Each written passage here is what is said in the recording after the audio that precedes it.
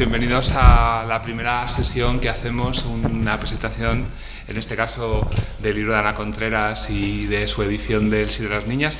Es la primera actividad que hacemos en este espacio dentro del Festival Iberoamericano del Siglo de la Comunidad de Madrid y estamos encantados de estar con ellas. Y no somos muchos, pero sabemos que nos van a ver a través de internet, entonces eso es estupendo. Así que nada, yo estoy deseando escucharos, que creo que va a ser lo importante. Gracias. Gracias, Antonio. Pues nada, en primer lugar tenemos que agradecer al festival que nos haya acogido para hacer esta presentación de dos libros, Libro de Lumbres en compañía de Juana de la Cruz y una edición del Sí de las Niñas que he hecho yo y que son dos libros que tienen su sentido que estén juntos, ¿no? Que parezca que no tiene nada que ver, porque los dos tienen que ver con la ciudad de Alcalá. El Sí de las Niñas, como sabéis, la obra de Moratín transcurre en una posada de la ciudad de Alcalá, de Henares, o sea que aquí mismo, y es un libro fundamental también de nuestra historia, que después Liz Perales, que es la editora, nos contará por qué se ha editado, por qué esta edición crítica y en qué colección está y por qué. Y el otro libro, Libro de Lumbres en compañía de Juana de la Cruz, es un libro sobre una experiencia escénica, una investigación performativa que he hecho con un grupo enorme de personas, de actrices, narradoras, cantantes, con grupos muy variopintos y variados. Y también hicimos el estreno, digamos, mundial del espectáculo, de una de las versiones del espectáculo aquí en Alcalá de Henares. Fue un encargo, de hecho, del Festival Clásicos en Alcalá en 2017, entonces el 1 de julio de 2017 hicimos el evento por la ciudad de Alcalá, por varios espacios de la ciudad. Y por eso tiene sentido que los dos libros se presenten aquí a la vez. El Sí de las Niñas lo íbamos a haber presentado justamente el año de la pandemia y no pudo ser, y entonces ahora, pues al sacar el Libro de Lumbres, pensé en retomar y hacer esa presentación que se quedó ahí, ¿no? Y presentar los dos a la vez. Y bueno, os presento a las personas que están aquí conmigo. Nuria Matamala, que es la directora de la Escola Cantorum de Alcalá de Henares, que participó en esa experiencia que hicimos en 2017. Está Liz Perales, que es la editora del Sí de las Niñas, de Bolchiro, y está Marife Santiago, que es la persona que ha hecho posible también que exista Libro de Lumbres, porque fue quien me encargó el libro para la colección Palabras hilanderas con la editorial Uso. Entonces yo creo que vamos a empezar por orden cronológico de lo que contamos, de lo que cuentan los libros e inverso de edición. Vamos a empezar hablando del Libro de Lumbres y después hablamos del Sí de las Niñas, porque además hay una sorpresa final con una lectura dramatizada con los actores Ibaya Rodríguez, que no es Malena Casado, que está aquí puesta, y Vicente León. Pues nada, voy a dar la palabra a Nuria Matamala, porque me gustaría que, me alegra mucho que hayas venido, ya me apetecía muchísimo que estuvieras y nos contaras cómo fue la experiencia para ti. Yo tengo mi experiencia, o mi sensación, mis recuerdos de lo que fue aquello, pero me gustaría saber cómo lo vivisteis, ¿no? Bueno, muchas gracias, buenas tardes y muchísimas gracias por esta invitación, que para mí es un placer. Como decía Ana, yo voy a contar mi pequeña experiencia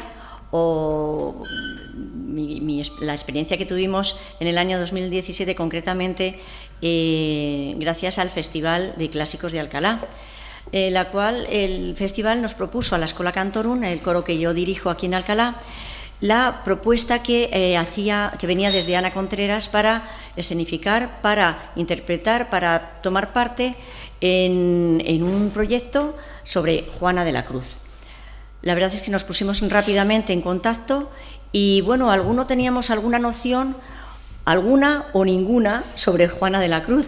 Y entonces, pues Ana nos supo transmitir rápidamente pues los objetivos que quería, esa libertad, ese pensamiento, ese pensar, esa trascendencia, esa espiritualidad a través de Santa Juana de la Cruz. Entonces, pues nos pusimos manos a la obra. Y lo primero que nos invitó, recuerdo, es a ir a Cubas de la Sagra para ver una representación que allí se iba a llevar a cabo. No sé si era la primera o de las primeras, lo que fuese.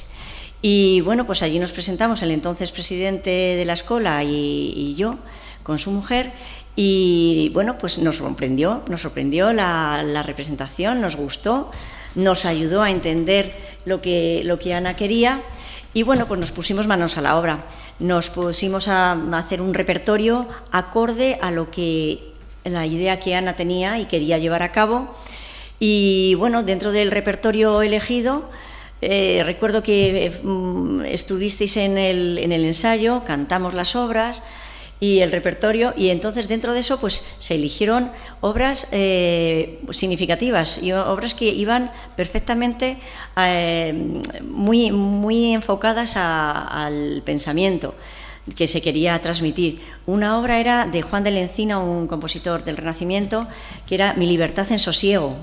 Otra obra era Media Vita, en mitad de la vida llega la muerte, que es sobre un texto y una melodía gregoriana, que se hizo una orquestación, bueno, todo a capela, todo se cantó a capela, de un compositor actual, nacido en 1964, o sea que del siglo XXI totalmente. Luego otra obra que fue Ovos Omnes, de Pau Casals, también es español, que dice: aquellos hombres que transitáis por la vida, mirad y ved que si hay un sufrimiento tan grande como el que estoy padeciendo yo.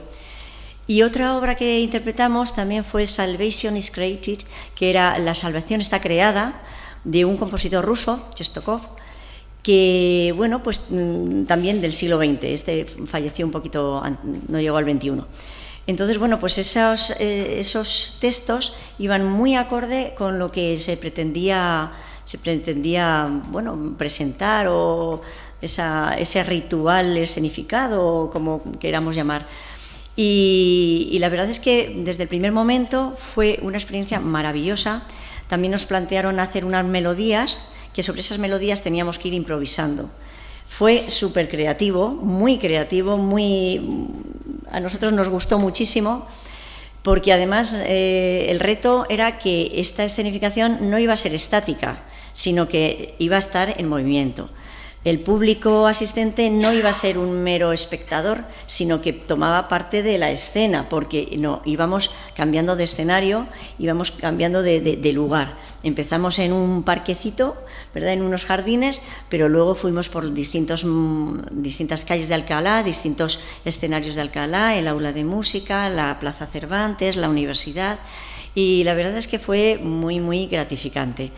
Desde el primer momento creo que hubo una conexión total y absoluta con las palabras de Ana, con lo que ella quería, nos supiste transmitir perfectamente tus sensaciones, y yo creo que nosotros en la Schola Cantorum pues supimos adaptarnos a esas exigencias, a esa manera de hacer, que nos encantó y nos pareció fantástico, de verdad.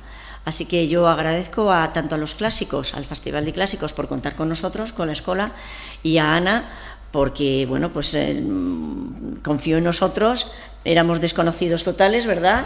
Y a partir de ahí, pues bueno, ha habido una conexión, ha habido siempre un estar presente, un estar en comunicación, y la verdad es que así fue muy fácil, y la escuela lo recuerda con muchísimo cariño. E imagino que los libros que nos presentas pues tendrán la misma dedicación, el alma que pones en todo, y que nos sabrás transmitir pues tus sensaciones y tu buena manera de hacer.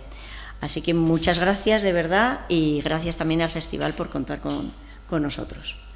Pues muchas gracias, Nuria. Pues el libro de Lumbres, hablo de esa experiencia. Uno de los capítulos precisamente es la experiencia en Alcalá, cómo trabajamos con el grupo de antiguas alumnas Juan y Torres de teatro y con la escuela, ¿no? Así que, bueno, pero muchas gracias. Y bueno, voy a dar la palabra a Marifé Santiago, que es filósofa, escritora, que decir, amiga y maravillosa persona. O sea que gracias, porque ella es la que ha hecho posible el libro. Bueno, quien ha hecho posible el libro realmente ha sido Juana de la Cruz y después Ana Contreras. Eso es la realidad, por mucho que tú quieras cambiar los caminos de la historia, ¿no? Bueno, tengo que empezar dándole las gracias al Festival Clásicos de Alcalá, siempre detrás de la organización de un festival de una magnitud como esta. En fin, aquí no hablamos de muchos días, pocos días, en una ciudad o en otra. La magnitud la pone, como no puede ser de otra manera, la seriedad y también la oportunidad de algo como esto, ¿no? Tengo que darle las gracias por la posibilidad de presentar este libro aquí, y como detrás de toda organización hay personas, aunque no voy a decir los nombres, muchas gracias a todas esas personas que consiguen que esto año tras año, como si se pasara el testigo de la necesidad, se convierta en algo inolvidable. La colección Palabras hilanderas es una petición de una querida amiga, Maida Bustamante, que esta tarde no ha podido estar con nosotras como le habría gustado. Una petición en un momento, tengo que decirlo también, difícil para la humanidad en su conjunto. Esto suena muy cósmico, pero es que fue exactamente así. Durante la pandemia, en una de las conversaciones que manteníamos con una cierta asiduidad y sobre todo dándole un futuro a lo que no sabíamos por qué camino se iba a conducir, Maida me dijo que por qué no ponía en marcha dentro de la editorial Uso. Hoy hay personas presentes de la editorial, tampoco voy a dar los nombres, pero siempre gracias por estar aquí. Me dijo que por qué no poníamos en marcha una colección de textos, ella me dijo tal cual, de textos como tú, ¿no?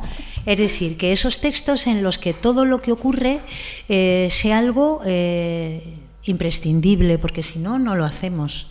¿Para qué lo vamos a hacer, no? Hay tantas cosas que sobran y tantas que necesitamos. Bueno, pues vamos a buscar que sean esos textos que te llevas en el bolsillo, que te llevas en la bolsa, que de pronto cuando los lees no tenías idea de este tema, pero te incita a que el pensamiento se ponga en marcha. Y yo le dije, bueno, si conseguimos que esto ocurra, se va a llamar Palabras hilanderas, porque palabras hilanderas en tiempos de hilos rotos y evidentemente de palabras vacías. Y así empezó. Y dentro de esa colección siempre pensé que tenía que estar Ana Contreras. Yo quería que estuviera Ana Contreras porque me parecía que es una de esas hilanderas que forman parte de ese universo que nos vamos encontrando en el camino. Ese universo que no planificas, pero que sabes que está, y como sabes que está, parece que la vida se te hace un poco más fácil, porque no sabes cuándo vas a encontrarte con, pero sabes que está ahí, que en algún momento de tu vida te lo encontrarás, que es el caso de Ana. Con Ana Contreras, cada vez que he tenido la alegría, porque esta es la palabra, de ver un montaje en el que ella ha tenido algo que ver, salir de allí es salir transformada, en el sentido de que no has perdido el camino y el hilo de lo que el teatro significa. No es una cuestión de gustos, no es me gusta más, me gusta menos, este estilo es otra cosa. Hay una seriedad en todo lo que hace, aunque estés riéndote desde que empiezas hasta que terminas, hay una seriedad en todo lo que hace que te hace saberte también partícipe de ese gran rito, de esa gran ceremonia que el teatro significa.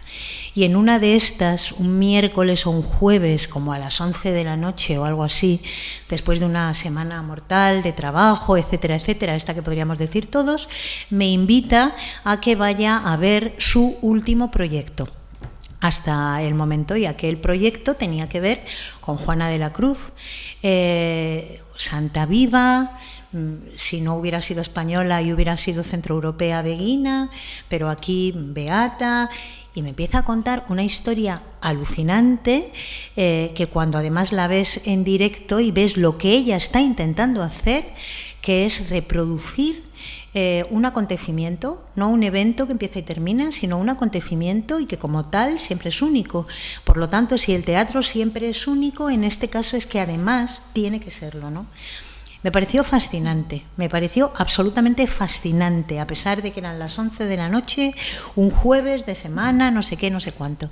Y entonces le comenté, cuando ya se puso en marcha la colección: Ana, me encantaría que formaras parte de ella.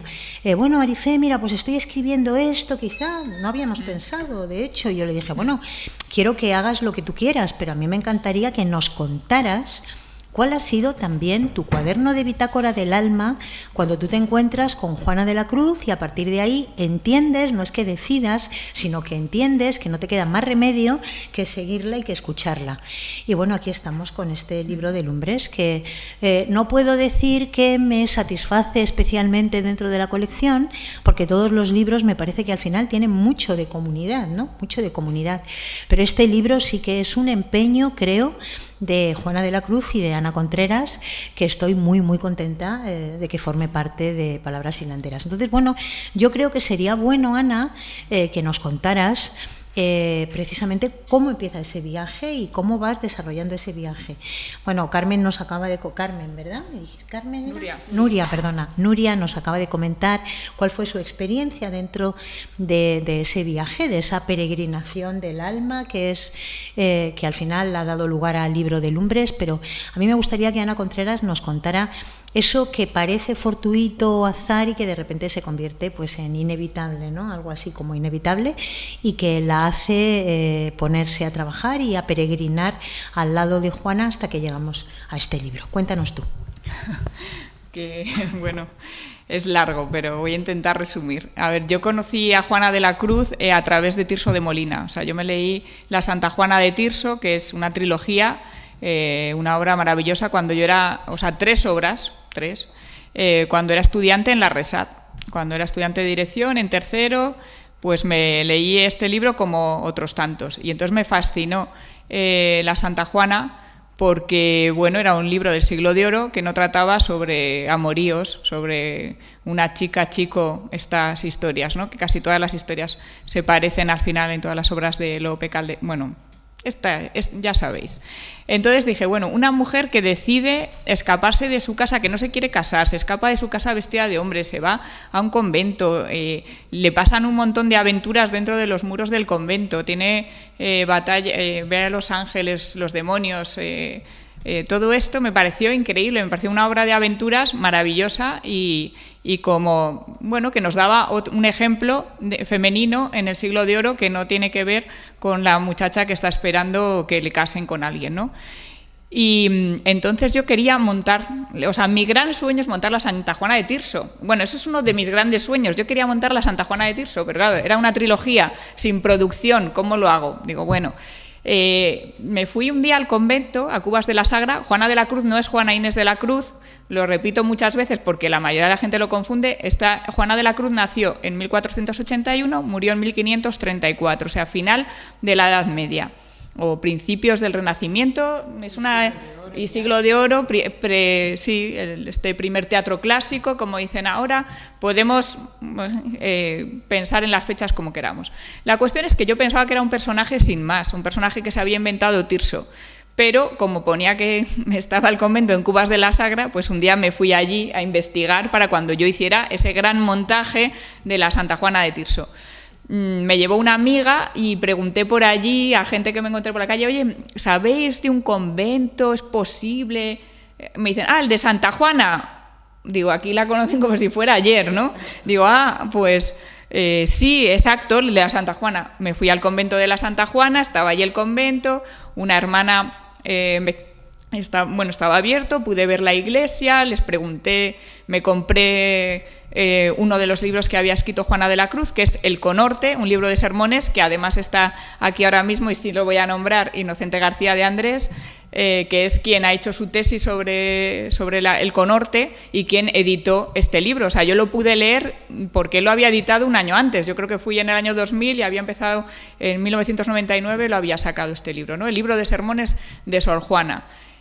Hablé con el vicario en ese momento, que me contó que se había abierto la causa de canonización de Sor Juana por tercera vez. No sé cuántos siglos después estaba abierta la causa ahora mismo. Y digo, ¿cómo? claro, me puse a investigar otras obras, Cañizares, Salas Barbadillo, otros habían escrito sobre Sor Juana, no solo Tirso de Molina, cada vez que se abría la causa de canonización, y dije, bueno, yo voy a hacer la obra de la causa de canonización, o sea, eso lo tengo clarísimo. Hay cosas que como que tienes claras, ¿no? Y de repente esto fue como mi misión es que yo voy a hacer a Juana no sé cuándo, pero algún día haré la obra.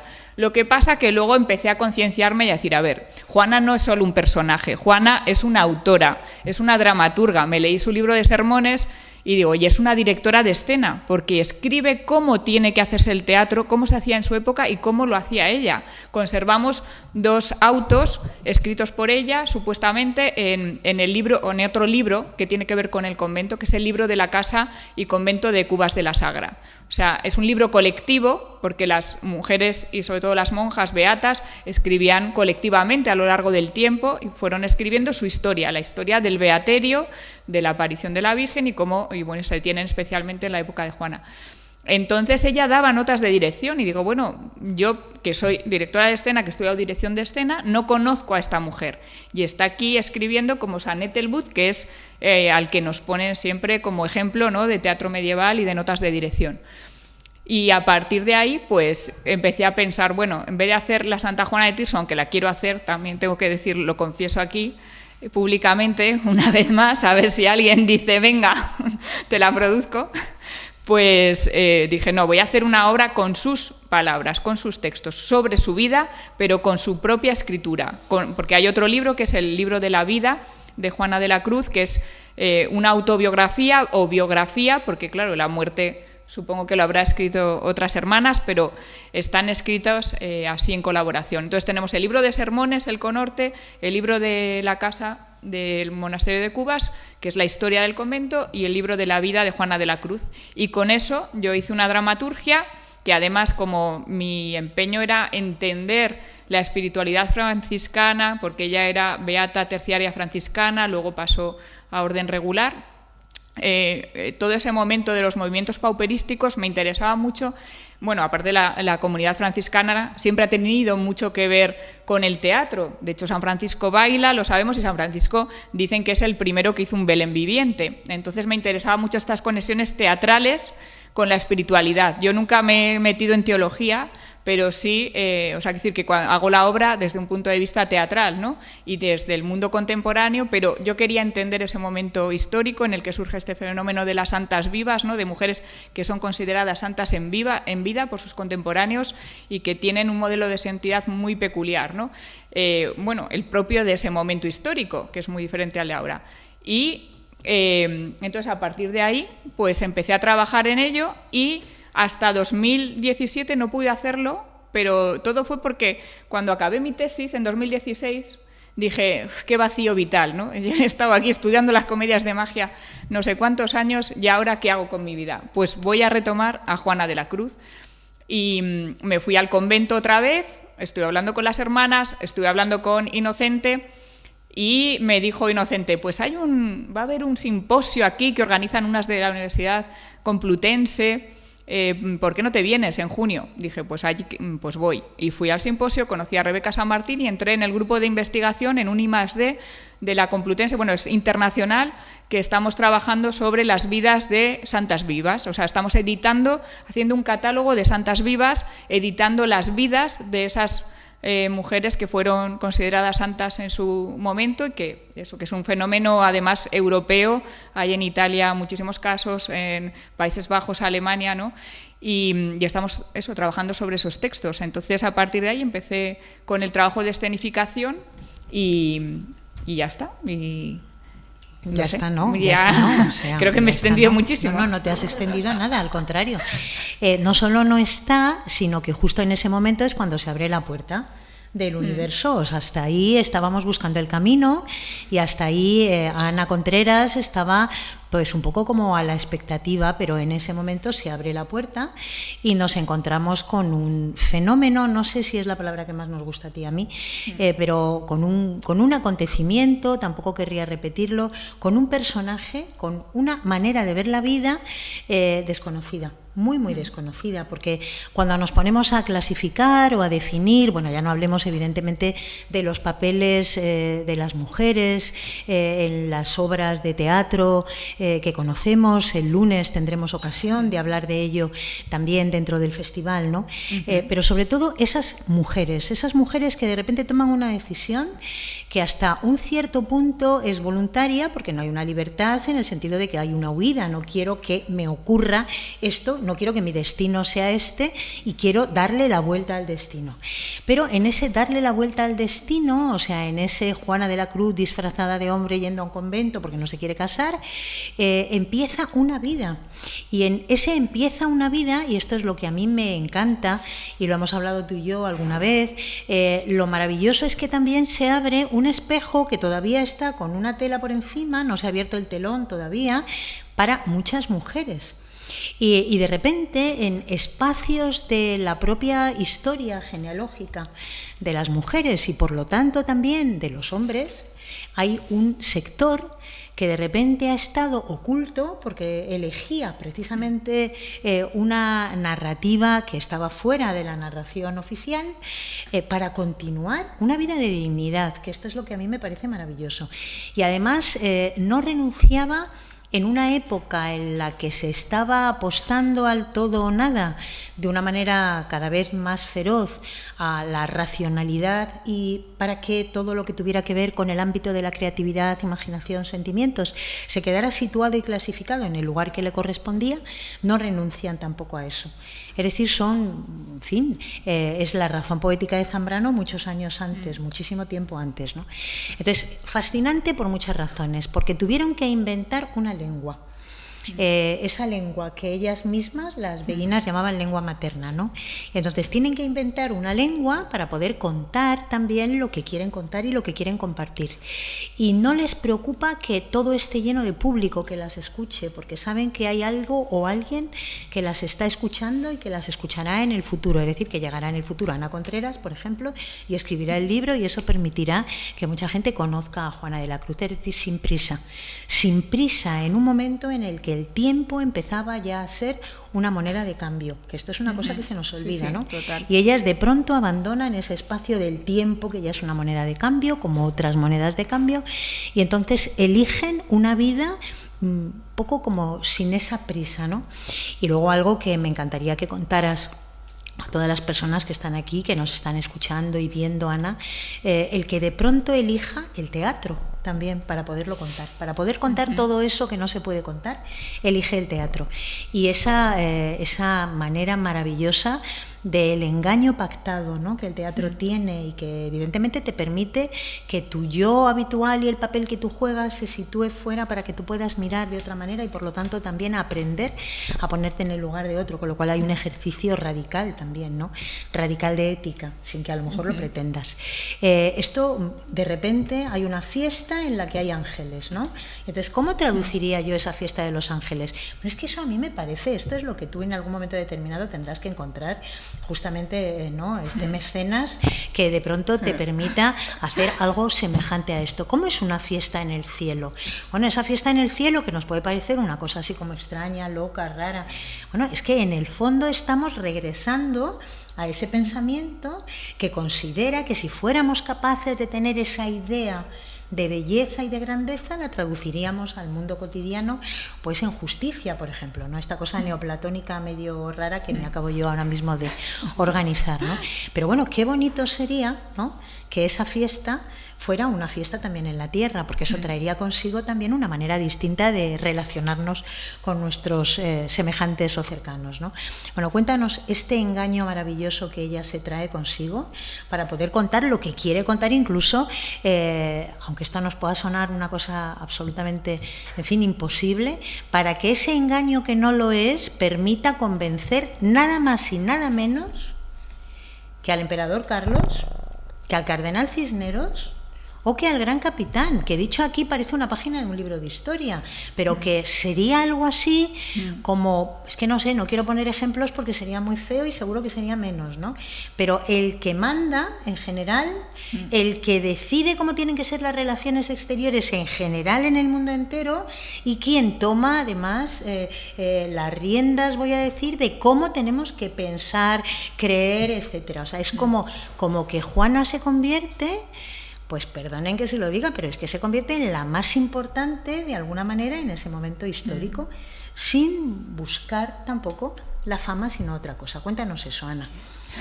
Cuántas cosas. A ver, efectivamente, Juana fue consejera de Carlos V, del cardenal Cisneros y del Gran Capitán. De hecho, el Gran Capitán iba al convento cada vez que iba a entrar en una batalla para preguntar si se metía o no en la batalla. Y de hecho tenía una celda allí en el convento que se hizo construir, y antes de morir fue precisamente a entrar en batalla y a consultar a Juana, y Juana le dijo: no, ya no tienes tiempo, o sea, en esta guerra ya no vas a ir.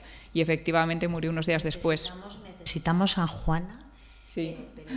Sí. Para sí. convencer de una manera radical, sí, de que no hay... que toman decisiones que no queremos, ¿eh? Sí, totalmente. Pues sí, pero es verdad que, bueno, pues que Juana de repente es una persona importante en ese sentido, que tiene un poder de decisión, ¿no? Y que en cuanto a lo otro, sobre el engaño o no, la teatralidad, a mí me parece maravilloso. O sea, yo encuentro aquí, o sea, Juana es una persona, es una figura que congrega. Es muy interesante porque cualquiera puede verse representado en Juana.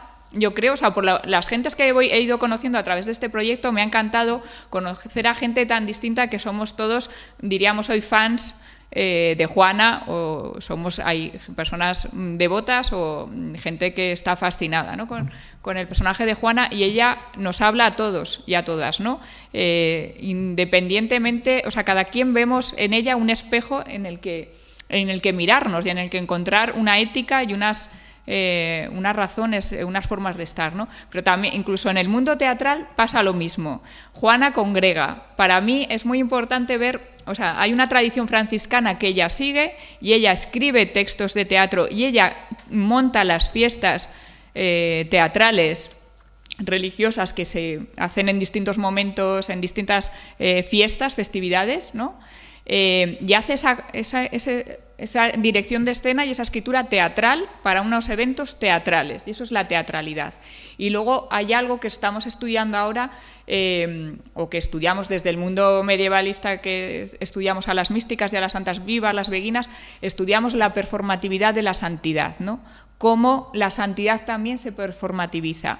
No se representa, sino que se presenta, ¿no? Y tiene unas señales corporales, tiene unas señales de presencia que son interesantísimos de estudiar desde el punto de vista teatral, más allá de, como digo, que nunca me he metido en cuestiones teológicas, pero sí lo que es la presencia, la corporalidad. Me ha parecido fascinante ir encontrando en el camino personas que desde la teatralidad tienen una idea de lo espiritual, esto que hablamos de las artes vivas, ¿no? De repente encontramos que las artes vivas y las santas vivas tienen conexiones, y por eso, por ejemplo, en otra de los espectáculos, bueno, yo no lo llamo espectáculos, de las piezas que hice sobre Juana de la Cruz, la última que fue, o la penúltima, que fue en Zapadores, dentro del Festival Místicas que organicé, lo hice con artistas corporales, de artes corporales extremas, es decir, personas que viven lo que tiene que ver con las suspensiones corporales, por ejemplo, de una manera espiritual también, ¿no?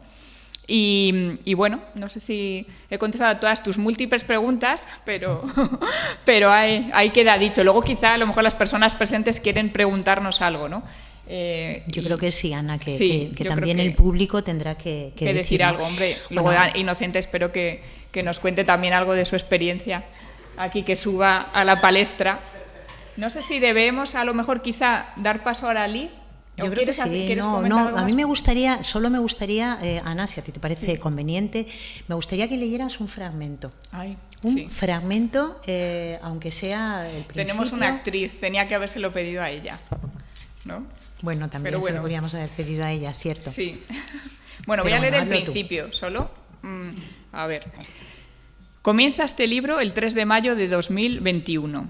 540 años después del nacimiento de Juana Vázquez Gutiérrez, 487 tras su fallecimiento con el nombre de Hermana Juana de la Cruz, dicha la Santa, a 4 años del estreno de la pieza sobre su obra y figura en la iglesia del convento monasterio de Santa María de la Cruz de Cubas de la Sagra, provincia de Madrid, también conocido como de la Santa Juana.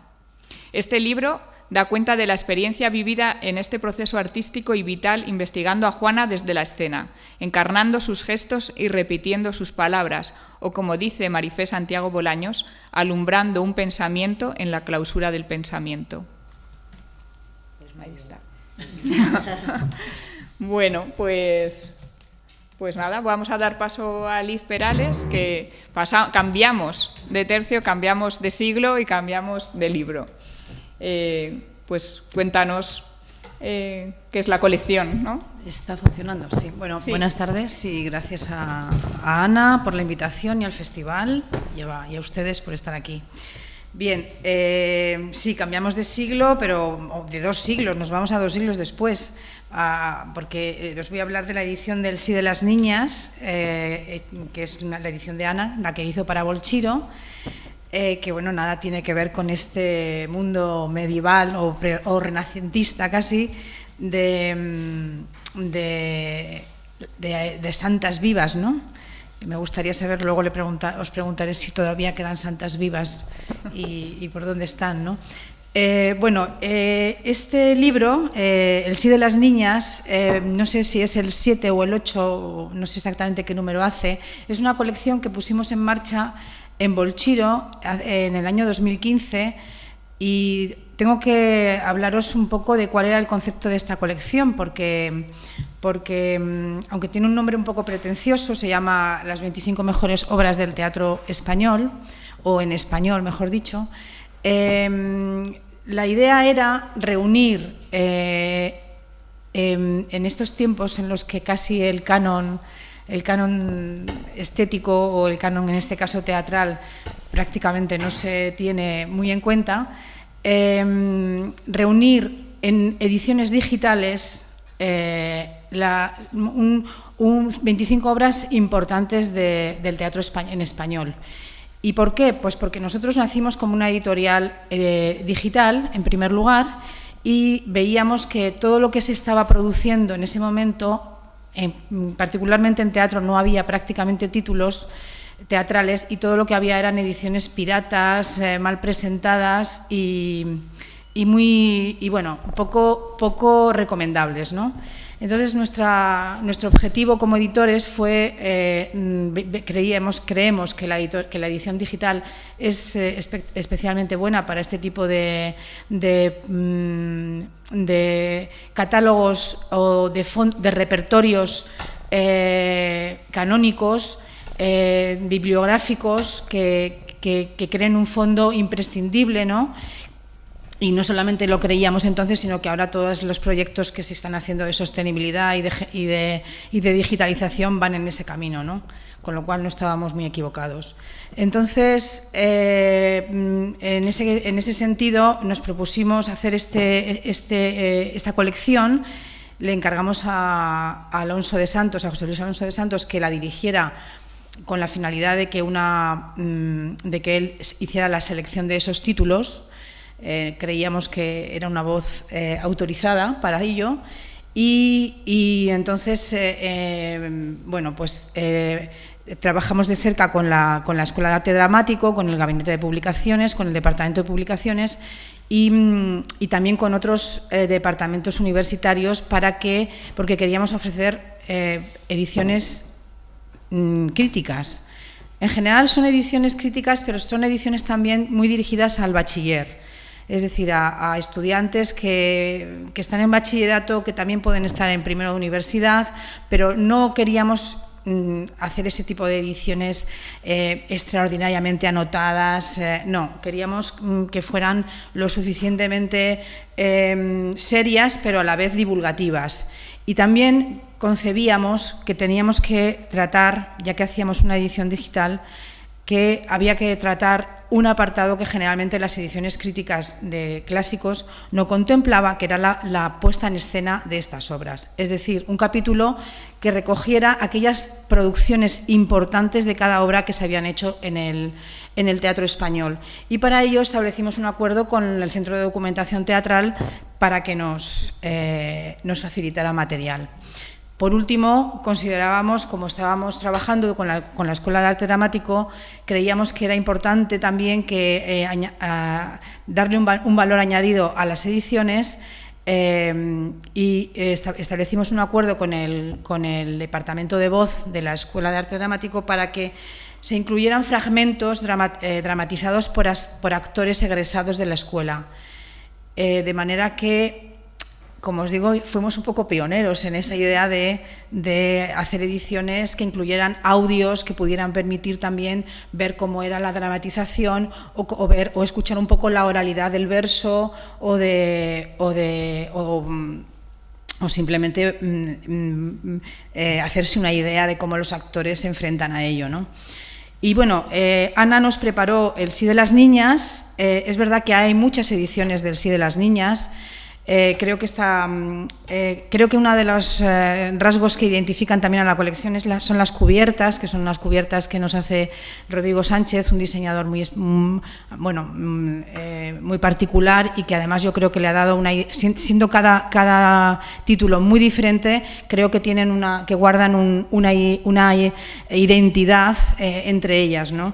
Esta es, como veis, es una dama, una damita, con este post-it que le tapa la boca y que ya, digamos, anuncia cuál es el asunto de la obra. Bueno, el asunto de la obra en realidad son los maridos desiguales, que es un tema, como sabéis, clásico, muy antiguo. Ana habla de este asunto en su introducción, y es muy interesante la introducción de Ana porque, como decía, hay muchas ediciones de este clásico, pero yo creo que Ana enfoca el tema justamente en el ámbito que ahora está muy de moda, por supuesto, en el ámbito de las mujeres, ¿no? De cómo, de alguna manera, el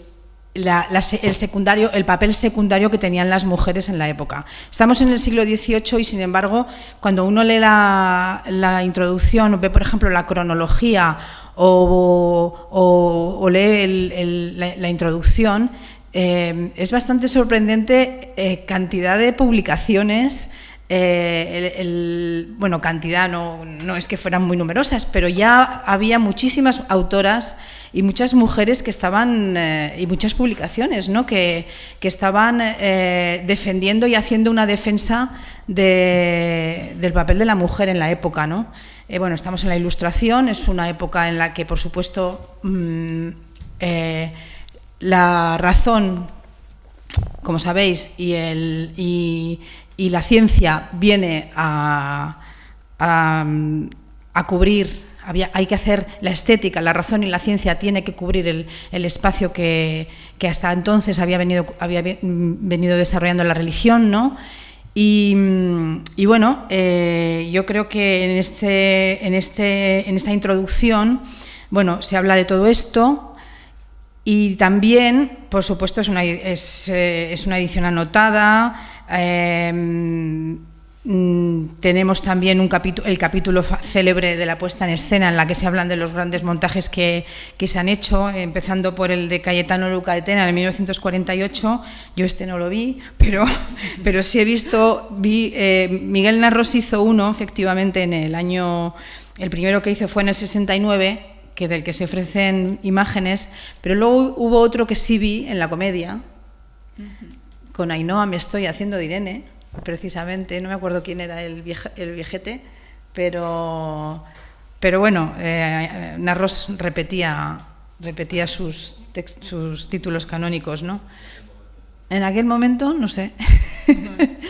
Y nada más, creo que como sabéis, pues nada más, las ediciones, ahora vamos ya por el número 16, nos quedan todavía 9 títulos. Espero llegar a poder acabarlo. Sí.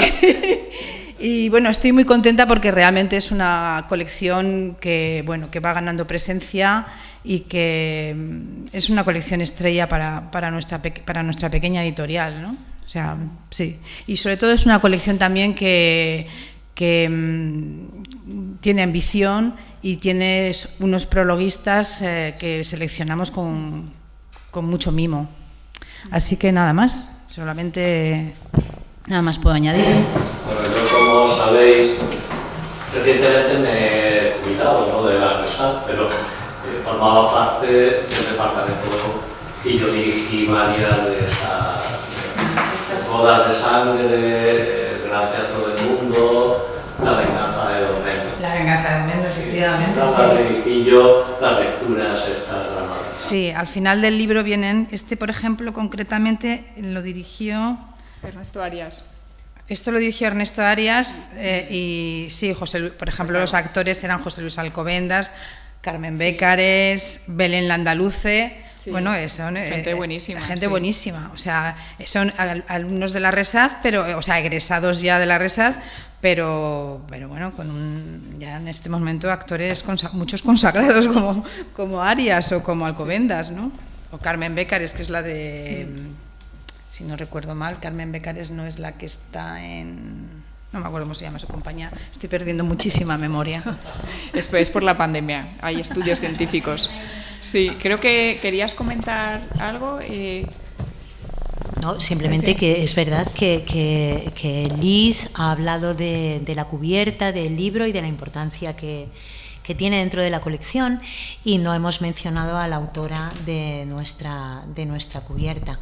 La colección Palabras hilanderas, entre otras características, lo que pasa es que yo quería hablar fundamentalmente, claro, del libro de Lumbres, es que queremos que cada uno de los ejemplares sea, pues como decía antes, algo único, en el sentido de que sabes que te llevas algo solo como si fuera para ti, ¿no? Para ti, y a la vez estás creando una comunidad, y entonces cada una de las cubiertas le pide o nos las ofrecen a alguien distinto, y tenemos que nombrar, aquí sí que hay que nombrar, ¿no? Como dice Ana siempre, este libro y este viaje me ha dado muchas hermanas, pero hay una real, ¿no? Hay una biológica que es justo la autora de esa preciosa cubierta, ¿no? Sí, es Lara Contreras, y ella no solo participa conmigo como actriz en la función, y ella ha creado las coreografías también, sino que además ella es sobre todo artista plástica, y este es un retablo maravilloso que ella hizo y que tengo además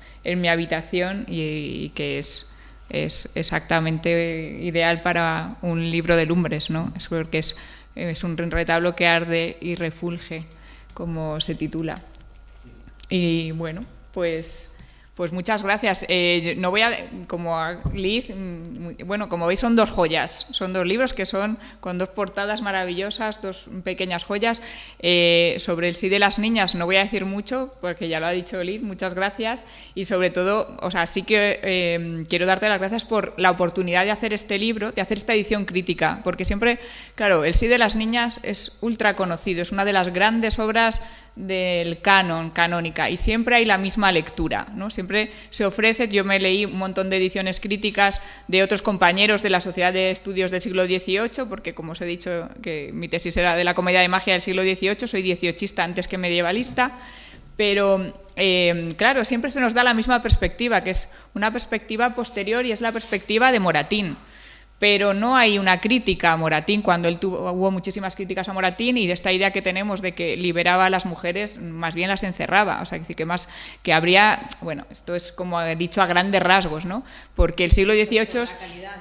Sí. También ha habido muchos críticos de la calidad de la obra, ¿no? Sí, yo Lázaro Carreter, por ejemplo, por mencionas ahí, sí, ¿no? Hay mucha gente que dice que es un texto, es una obra horrorosa, como literaria, y otras personas que dicen que es horrorosa en lo que plantea, y otros que dicen que es una maravilla y que es lo mejor, pero no ha habido tantas críticas así, ¿no? Entonces yo quería hacer una edición crítica distinta, y hacer una introducción con otros puntos de vista, y también para entender lo que era el siglo XVIII, porque hablamos del siglo XVIII como si fuera esa época que va desde yo qué sé, la Edad Media hasta la Ilustración, y no, el siglo XVIII fue una época curioso, bueno, en el que la querella de las mujeres, que es como se llama esta tradición, esta conversación internacional sobre el papel que ocupaban las mujeres en la historia y en la vida, pues estaba al día, estaba bollante, y hay muchísimos libros sobre esta cuestión. Sí, tú los mencionas justamente. Menciono alguno, porque hay cientos. En la cronología, bueno... Sí, en la cronología ha incluido pues muchos libros escritos por mujeres, sí, porque había muchas escritoras en el 18. Bueno, si veis la página de Bieses, que están recogiendo esto, hay una cronología, sí, o sea, una bibliografía extensísima de mujeres que en España estaban escribiendo textos literarios, poéticos, de costumbres o morales, y también había muchos hombres hablando sobre esta cuestión, ¿no? Hay el clásico de Cuvier, a mí me encanta, hasta Campomanes hablaban sobre si las mujeres podían o no trabajar, y bueno, es una época fascinante que tiene mucho que ver con nuestro mundo actual. Entonces creo que esto era interesante hacer una crítica también desde ahí, desde ese momento del 18 un poco más situado en la cuestión. Pero bueno, no nos vamos a extender más. Para acabar como a la hora, vamos a pedirles a nuestros actores, Vicente León, que efectivamente ha sido profesor en la RESAD, compañero, y que ha dirigido muchas de estas lecturas de esta colección, e Ibayara Rodríguez, que es actualmente alumna de la RESAD, de tercero de interpretación, actriz, que nos van a leer una escena entre el viejo y la niña, que son los personajes de todas las obras de Moratín, incluida esta, Don Diego y Doña Francisca. Bueno, pues vamos a empezar. ¿De acuerdo?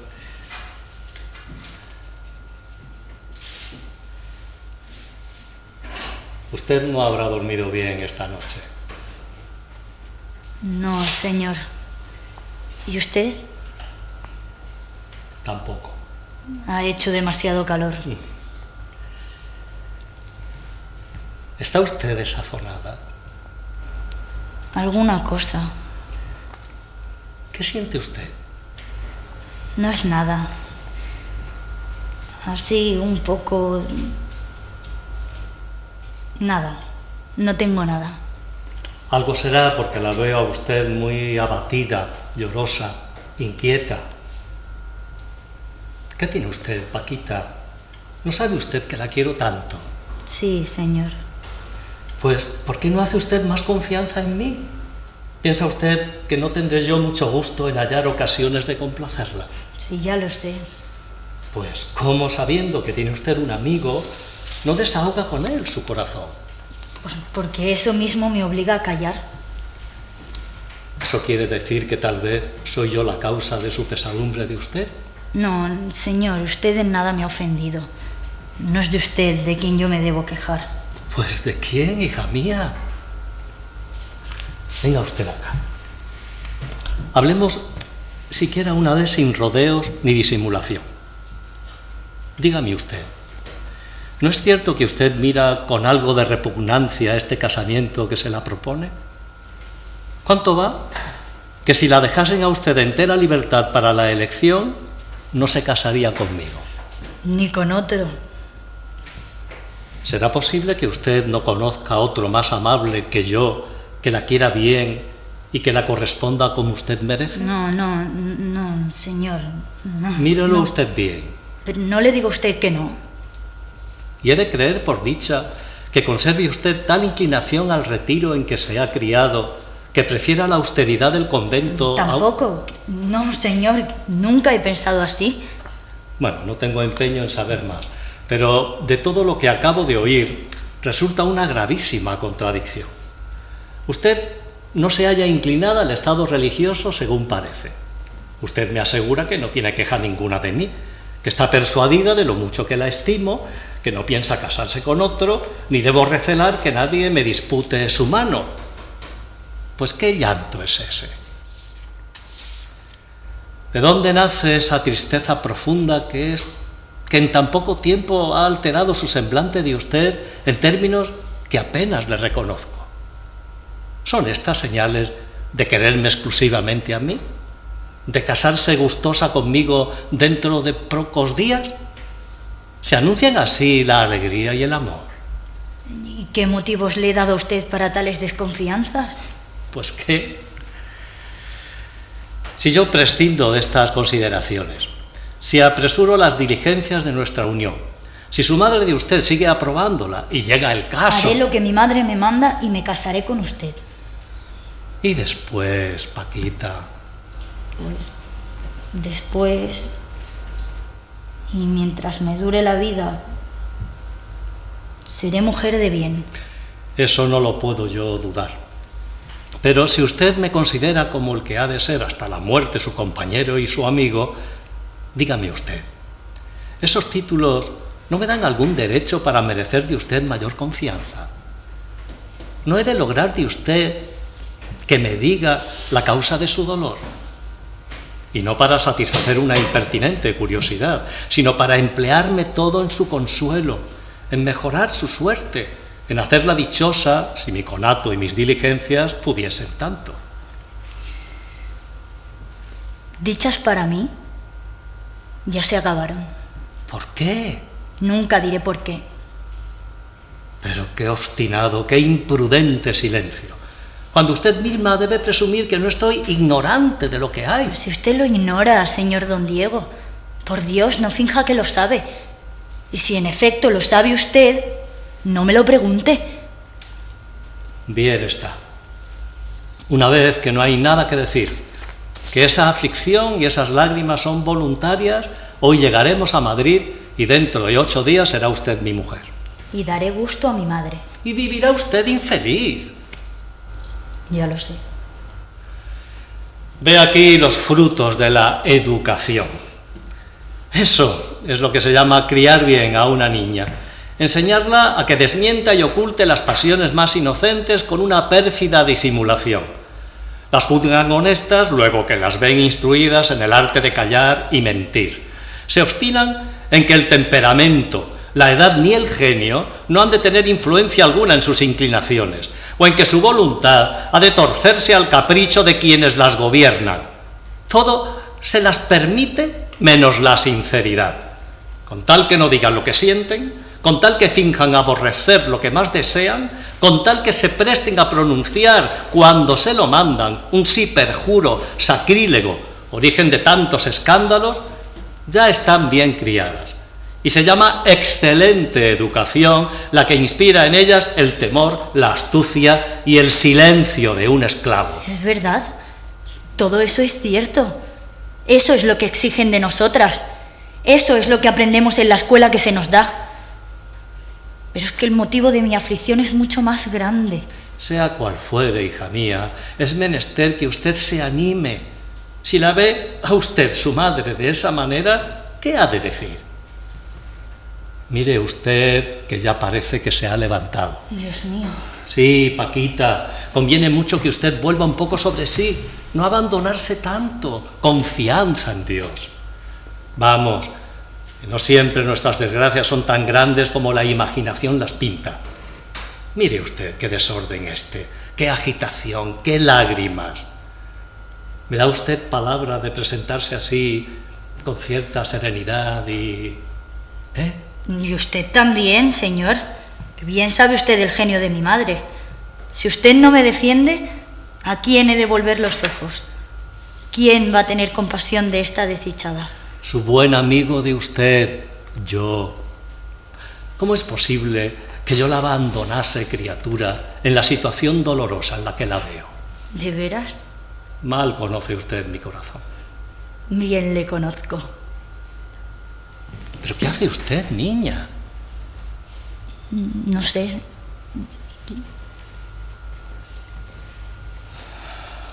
Qué poco merece toda esa bondad una mujer tan ingrata para con usted. No, ingrata no. Infeliz. Qué infeliz soy, señor don Diego. Yo bien sé que usted agradece como puede el amor que la tengo. Lo demás todo ha sido, qué sé yo, una equivocación mía y no otra cosa.